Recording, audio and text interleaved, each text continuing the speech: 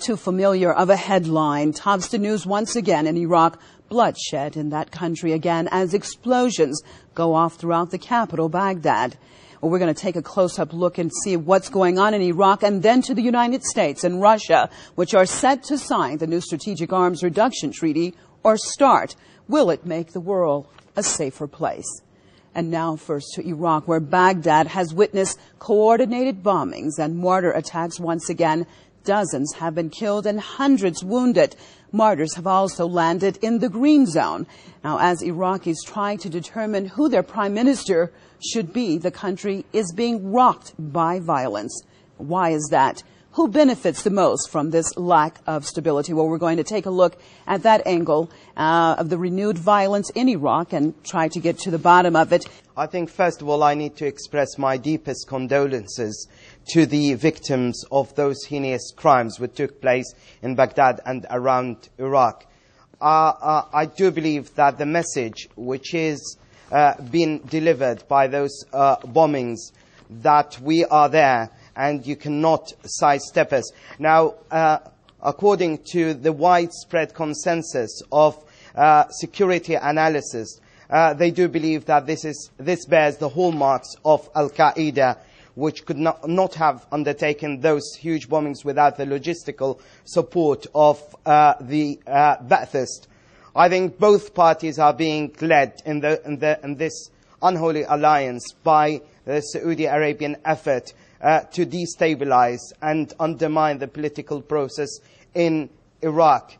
The message they want to send out is that we basically have to be involved in this political process.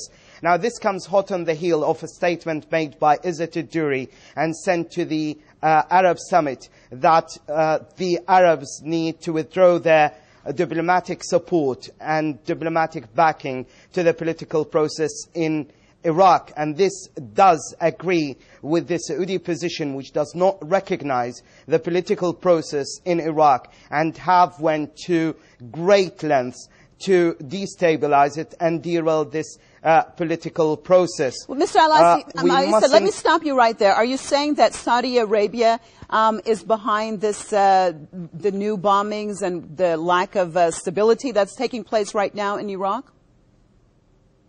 I think they are playing a major role in supporting both the Ba'athists and also the Al-Qaeda in destabilizing the situation in Iraq. But they are taking advantage of the disunity which basically have prevailed at the beginning of the elections, when both the State of the Law Party and also the Iraqi National Alliance did not enter the elections as one unit. And they have till now failed to actually merge and unify to actually present a unified front which would ultimately strengthen their hand and give them a stronger political bargaining position to come up with. Okay, Mr. Ali, so let me turn to Baghdad. Let me turn to Baghdad and get Mr. al-Nashmi in this university professor.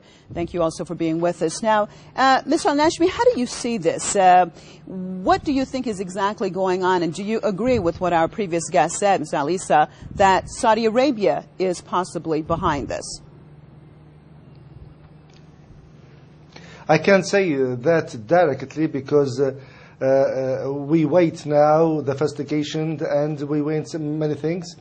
And I think there is many agenda play in Iraq now, especially before a month before the next election. And now they increasing, they playing in the Iraqi or the internal affairs.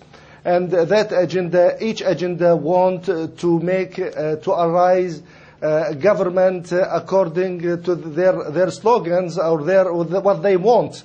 And that agendas, they struggling, as I said before, in order that bombing or that violence to want to push against one agenda and to support another agenda. What agenda I mean? There's many agenda in Iraq. Sorry. One of the main agenda play a big part in the Iraqi situation in Iraq now is the Saudi agenda and the American agenda and Syrian agenda and many agendas around Iraq. One of the main agenda that they don't want a government have a majority from the Shia, and they don't want any government it's close to the Iran. In order that they want to push any increasing in the delegature now. No, you know there is many mission now. There are many delegator. They discussion about all the. They want to complete their agreement to make a new government.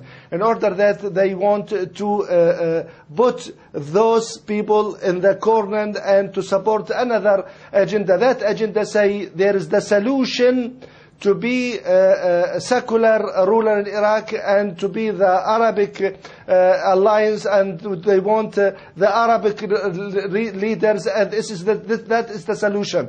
In order that I say that explosion now or that bombing, they want to support agenda against another agenda. You know, if you return to 3 days before, and why they do it now in this week, because I think the delicator between the list of state of law and the list of the national Iraqi alliance and with the Kurdish, now they reach to the I think the final agreement or the final signing, in order that I think that bombing to stop that thing, because all that parties or all that leaders declaring this week the delegation between 3 parts, they will reach to the end. And you know, before 2 days, the leader of Kurdistan is Masoud al-Barzani declared we will make a new alliance and a new coalition with the same coalition.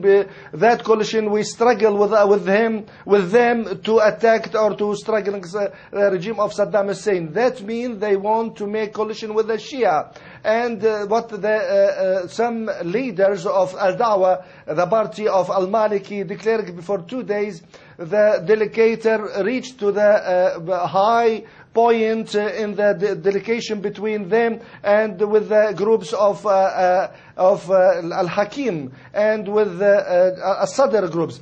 In order that I say all the evidence proved they will sign the coalition in this week. I think that violence today to stop that thing. Okay.